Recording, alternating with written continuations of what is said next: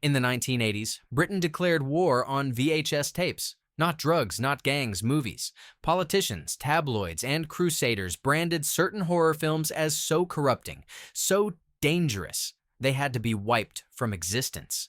But the harder they tried to erase them, the more these titles became legendary.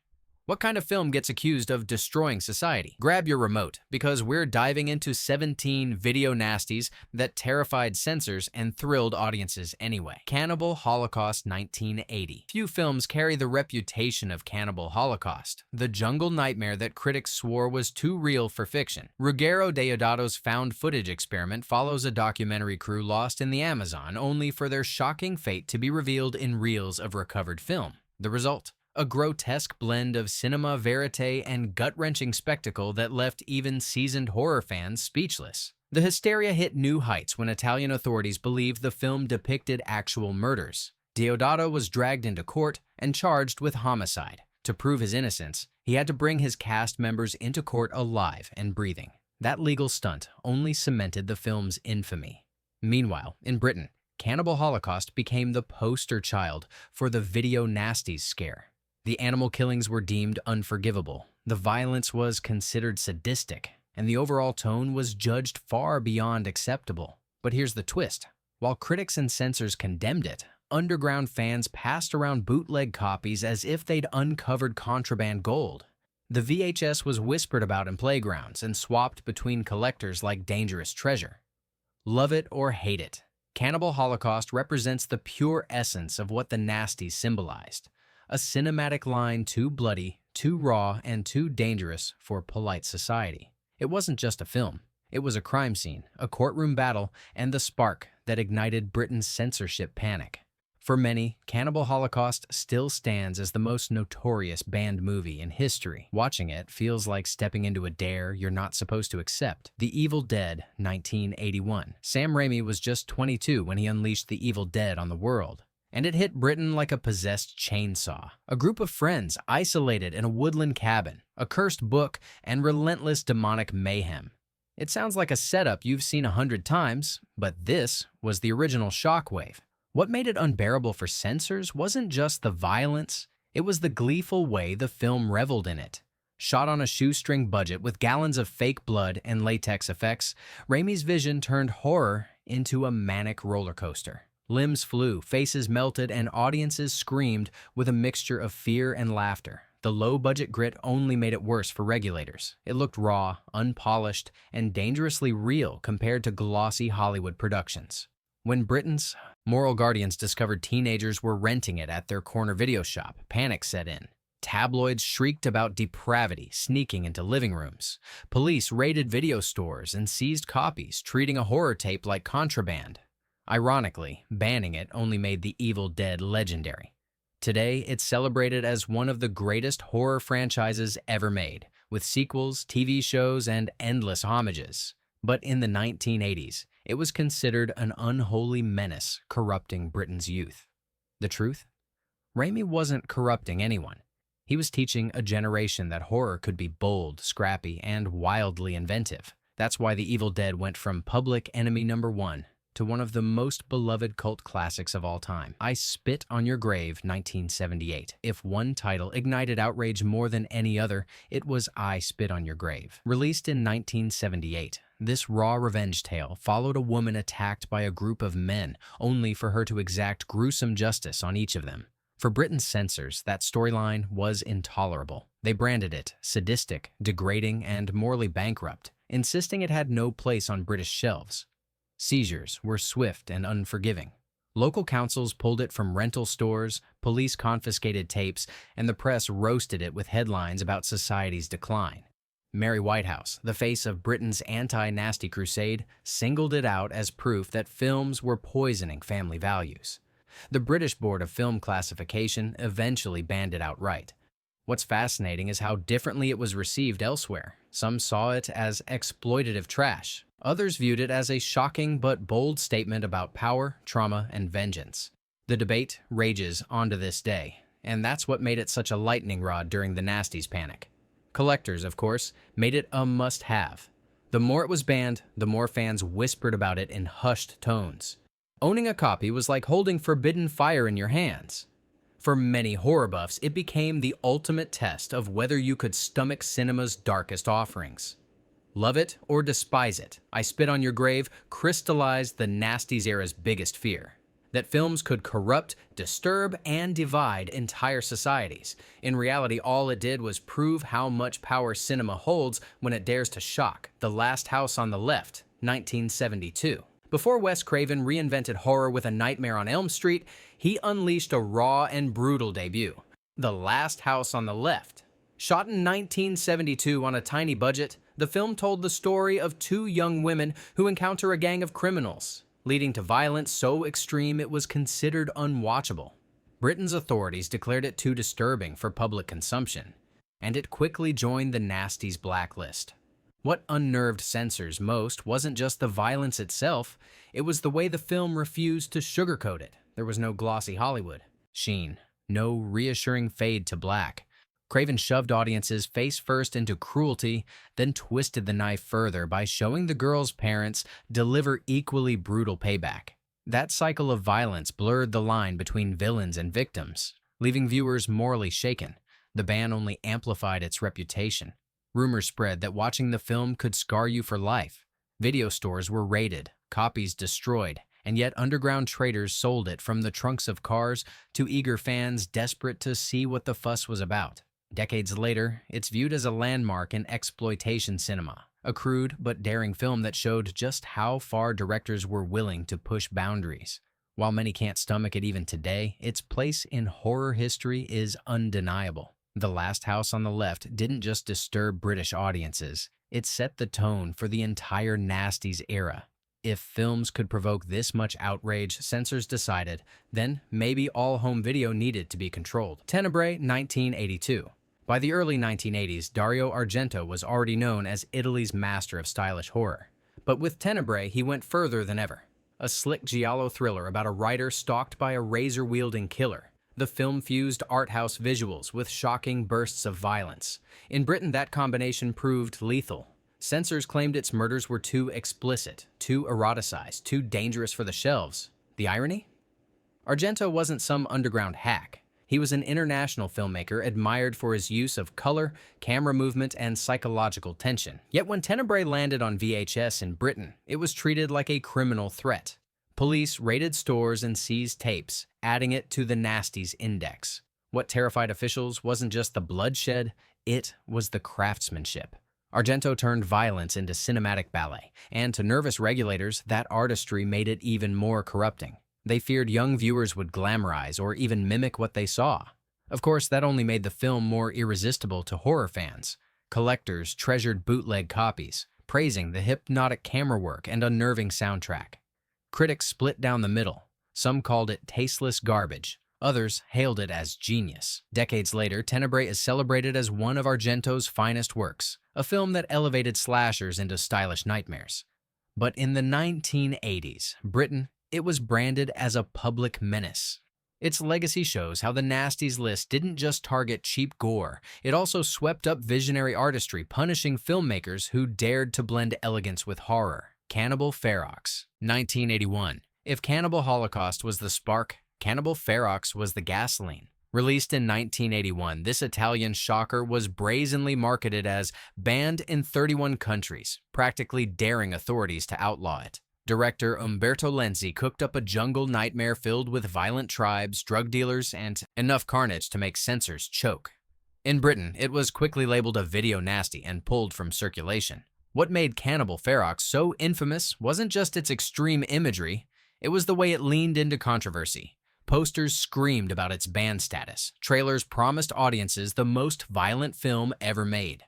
In short, the movie was trolling the very people trying to censor it. Naturally, Britain's regulators took the bait. Tapes were seized, distributors dragged into court, and Lenzi's name etched into horror infamy. Behind the hype, the film is a pulpy cocktail of exploitation tropes. Western outsiders stumble into a jungle culture clash, and chaos unfolds in grotesque detail. While critics dismissed it as cynical trash, horror fans saw it as the grittier cousin to Cannibal Holocaust. Some even argued it was deliberately satirical, mocking both exploitation cinema and the moral outrage it created. Regardless, Cannibal Ferox became one of the Nasties' most symbolic titles. Its banned everywhere marketing gimmick turned into a self-fulfilling prophecy, ensuring it would be chased, confiscated, and whispered about across Britain. Today, it's still shocking, still outrageous, and still guaranteed to divide viewers. But one thing is undeniable. Cannibal Ferox knew exactly how to push buttons, and it pushed them all. Zombie Flesh Eaters, 1979. Lucio Fulci, nicknamed the Godfather of Gore, delivered one of his most iconic gut punches with Zombie Flesh Eaters. Known in the US as Zombie 2, it was marketed as a sequel to George Romero's Dawn of the Dead, even though it wasn't. Instead, Fulci created his own grotesque island adventure packed with decaying corpses, spurting wounds, and unforgettable set pieces. The most notorious? A slow-motion sequence where a zombie drags a woman's face toward a jagged splinter, the wood slowly piercing her eye.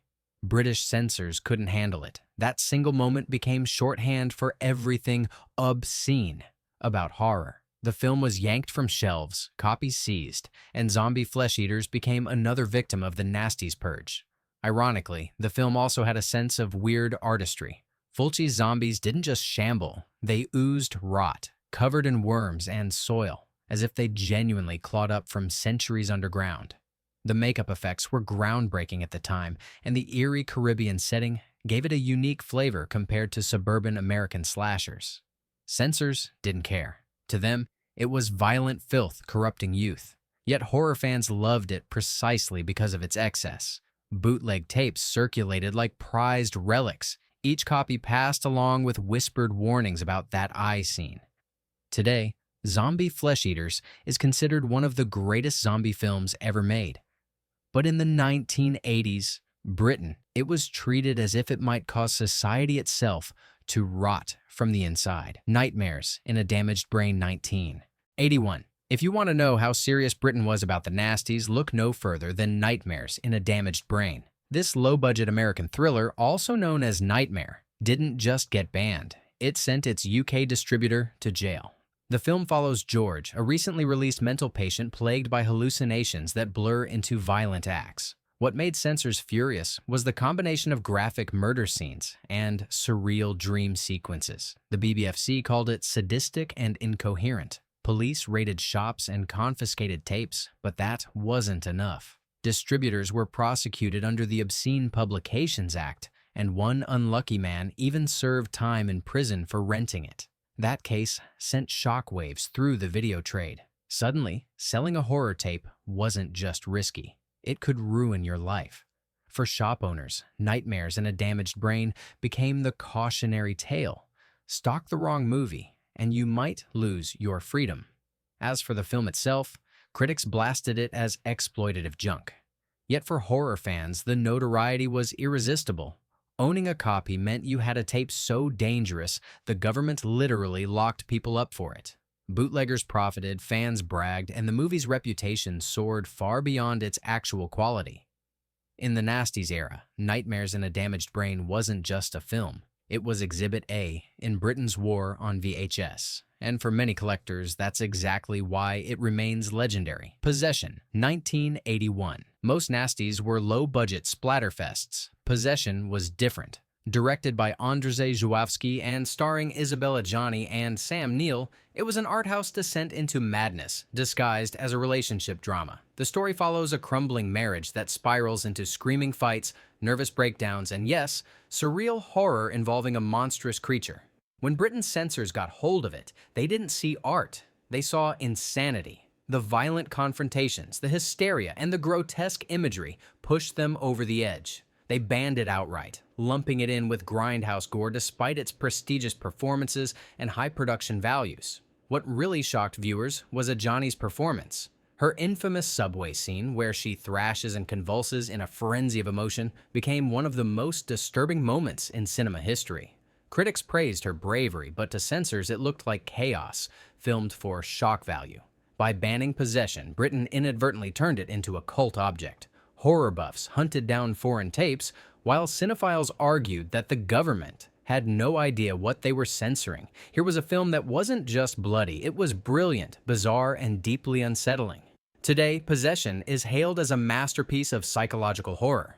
But in the 1980s, it was treated as if it were poison on tape. It proves the Nasties weren't just about gore, they were about any film that dared to break convention and disturb polite sensibilities. House on the Edge of the Park, 1980. If Britain hated Cannibal Holocaust, they weren't going to embrace its director's next shocker. Ruggero Deodato followed up his jungle nightmare with House on the Edge of the Park, and censors wasted no time adding it to the Nasties blacklist. Set in New York, the film begins with two men, played by David Hess and Giovanni Lombardo Radice, crashing a high society party. What starts as playful turns menacing, and soon the evening spirals into cruelty, intimidation, and eventual payback. British regulators recoiled at the mix of sadism and violence, declaring it unfit for home viewing. What really stoked the outrage was the casting of David Hess. He was already notorious for The Last House on the Left, and here he turned the menace up to 11. His performance oozed unpredictability, making the film feel uncomfortably real. Combined with Deodato's uncompromising style, it became a perfect storm of controversy.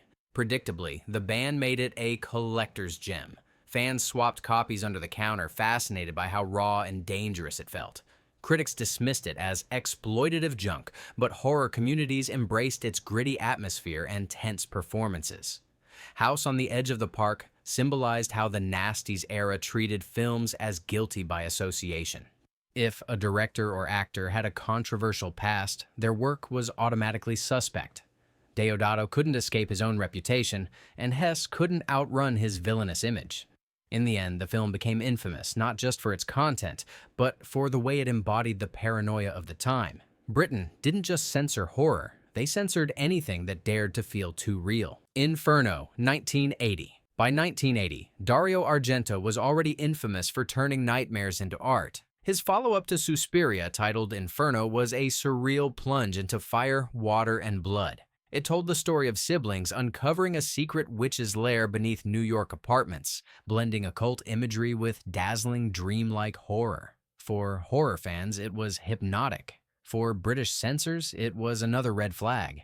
The BBFC claimed the film's lavish killings and occult themes were corrupting influences. Scenes of bodies submerged, throats sliced, and grotesque creatures emerging from the shadows left regulators shaken. They seized it as part of the Nasties sweep, lumping Argento's artistic vision in with grindhouse gore. What made the ban absurd is how Inferno wasn't even designed as a gore fest. It was an opera of colors and dread, with set pieces that looked more like Gothic paintings than cheap shocks. But in the fevered atmosphere of the Nasties scare, style didn't matter. Violence equaled danger. Collectors treasured Inferno as proof that the Nasties list wasn't just trashy splatter. It could also trap films of undeniable craft. Argento's kaleidoscopic nightmare became one of the most talked about banned titles precisely because it wasn't mindless, it was visionary. In hindsight, censoring Inferno only showed how hysterical Britain had become. A masterpiece of dreamlike horror was treated as if it were a snuff tape. The Burning, 1981. Long before summer camp slashers became cliches, The Burning shocked audiences with its brutal realism. Made in 1981, it follows a caretaker named Cropsey, burned alive in a prank gone wrong, who returns for revenge at a youth camp. What set it apart was the effects work by Tom Savini, so convincing that Britain's censors recoiled instantly.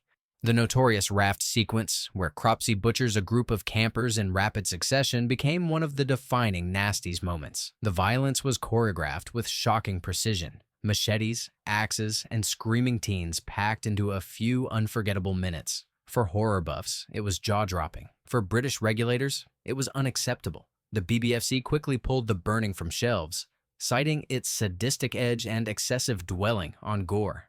Shops were raided, copies seized, and the film joined the Nasties blacklist. Ironically, many critics at the time dismissed it as just another slasher, unaware it would later become a cult favorite. Adding to its legend, The Burning launched careers.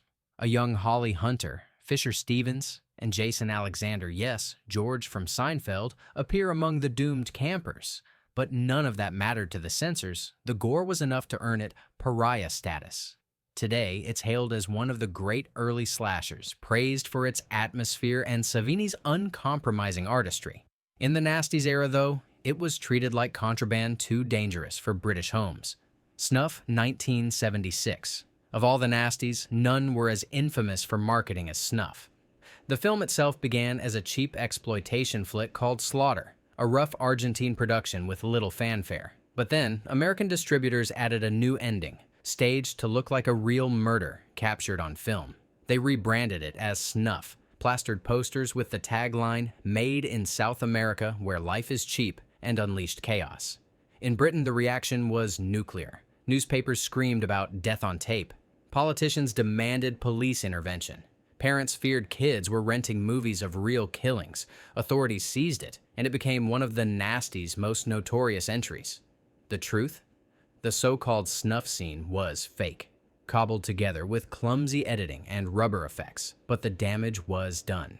By claiming to show something real, the marketers tapped into Britain's deepest anxieties. Censors didn't care whether it was staged, the mere suggestion was enough to justify a ban.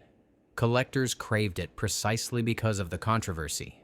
Owning snuff was like holding forbidden evidence, proof of how hysteria could spin out of control. Critics called it garbage, but its legacy rests on one clever con, convincing the public it was more dangerous than it actually was. In the Nasties saga, Snuff wasn't just a movie. It was a hoax that became a cultural panic. Anthropophagus, 1980. Few titles on the Nasties list carried a name as grim as Anthropophagus, also known as the Grim Reaper. Directed by Joe D'Amato, this Italian shocker told the story of tourists stranded on an island, only to discover a cannibalistic killer lurking in the ruins. What made it notorious were two scenes that instantly horrified British censors. The first featured the killer disemboweling himself in gruesome fashion. The second, even more shocking, depicted him devouring an unborn child. For the 1980s Britain, these were unforgivable images. Authorities pounced on the film, raiding shops and pulling tapes faster than collectors could hide them. Despite the outrage, the film is surprisingly slow for long stretches. Brooding atmosphere, wandering tourists, eerie ruins. But those infamous moments burned themselves into horror history. To censors, they were proof that filmmakers had gone too far. To fans, they became a twisted badge of honor. Bootleggers cashed in. Circulating grainy copies whispered about at conventions. Owning Anthropophagus was like proving your horror credentials. You'd seen the nastiest of the Nasties. Critics derided it as cheap shock value, but its legend only grew. Today, it's remembered less for its pacing and more for those two unforgettable sequences. They turned a small Italian horror film into one of the Nasties' most infamous entries, banned and prosecuted as if it were a national threat. Sometimes, one scene is all it takes to make a movie immortal. Gestapo's Last Orgy, 1977. If there was one title that guaranteed outrage, it was Gestapo's Last Orgy. Released in 1977 as part of Italy's notorious Nazi-exploitation trend, it combined concentration camp settings with sadistic excess. For British censors already on high alert, this film was radioactive. It was banned almost instantly, labeled obscene, and became one of the Nasties' most aggressively prosecuted entries. The film followed a camp survivor recounting horrors inflicted by her captors, flashing back to acts of cruelty that blurred fact and fantasy. Critics called it exploitative trash, while defenders argued it exposed the brutality of fascism through shock. But in Thatcher-era Britain, there was no room for nuance. Authorities saw the imagery, the uniforms, the cruelty, and slammed the door shut. Its presence on the Nasties list sparked heated debate. Should cinema be allowed to use the darkest chapters of history as material for horror? Or was that exploitation in its rawest form? For many, just asking the question was too much. Police seized tapes, distributors faced prosecution, and the film slipped underground. Collectors, of course, hunted it down. Bootleg copies circulated like contraband, fueling its legend. Owning it wasn't about enjoying the content so much as proving you had something banned so forcefully it had practically been erased. Today, Gestapo's Last Orgy remains controversial, with critics split between dismissing it as tasteless provocation and analyzing it as a relic of its era. Either way, its legacy on the Nasties list is undeniable. It showed just how far Britain was willing to go to stamp out films that crossed cultural taboos. Sometimes censorship isn't about protecting, it's about erasing. And this film was nearly erased. Faces of Death 1978. When it comes to Nasties, few titles carried more urban legends than Faces of Death. Released in 1978, it billed itself as a documentary showing real death captured on film. In reality, it was a mix of staged gore, stock footage, and a few genuine accidents stitched together into a macabre collage. But for British censors, the distinction didn't matter. They saw it as poison, pure and simple. The structure was unlike any typical horror film. A calm narrator guided viewers through scenes of executions, autopsies, and accidents, as if you were attending a bizarre lecture on mortality. For audiences, it was equal parts horrifying and hypnotic. For regulators, it was the ultimate threat because people weren't sure what was real. The uncertainty made it magnetic. Playground rumors swirled. Did you know they actually show a man die? Did you see the monkey scene? Owning a copy was like carrying contraband evidence, proof you'd seen something you weren't supposed to. Police raided stores, seized tapes, and warned parents, yet the mystique only grew. Critics dismissed it as tasteless trash, while fans treated it like a rite of passage. Even today, people still debate which parts were genuine and which were staged. That ambiguity is exactly why it became one of the most infamous nasties of all time. For Britain's censors, Faces of Death represented their worst nightmare. A film that blurred reality so much, it convinced people they were watching actual death. No amount of warnings could erase the curiosity it sparked. The Texas Chainsaw Massacre, 1974. Tobe Hooper's The Texas Chainsaw Massacre didn't need rivers of blood to terrify audiences. It weaponized atmosphere. Released in 1974, it followed a group of friends who stumble into a farmhouse, run by a family of cannibals, led by the unforgettable Leatherface. The chainsaw may be the icon, but it's the suffocating dread, the sweat, and the raw sound design that made it legendary. Here's the kicker. Most of the gore is implied. Hooper cleverly cut away from many of the nastiest moments, letting the audience's imagination do the work. But when it hit Britain in the home video era, nuance didn't matter. The title alone terrified regulators. The disturbing imagery, the screaming hysteria, and that relentless chainsaw roar pushed the BBFC to pull it. For years, British audiences were denied official access. Yet the movie's reputation spread through whispers, magazine articles, and underground screenings. Fans argued it was more art house nightmare than gorefest, pointing to its documentary-like realism and critique of rural decay. Censors didn't budge. To them, it was a film that symbolized everything wrong with modern horror. Ironically, banning it only made it more powerful. It became a rite of passage for horror buffs. If you could track down a bootleg, you'd join the elite club. Decades later, critics reappraised it as one of the most important horror films ever made. But during the Nasties panic, it was branded public enemy number one. The Texas Chainsaw Massacre proves that censorship doesn't just kill a movie's reach, it can turn it into legend. So there you have it. 17 titles so extreme, Britain tried to erase them, only to make them immortal. What censors saw as corrupting filth, fans embraced as underground treasures. The Nasties weren't just movies. They were a cultural rebellion pressed onto VHS. Which one would you dare to watch first? Drop your pick in the comments, share this with your fellow horror fans, and don't forget to subscribe for more deep dives into cinema's forbidden vault.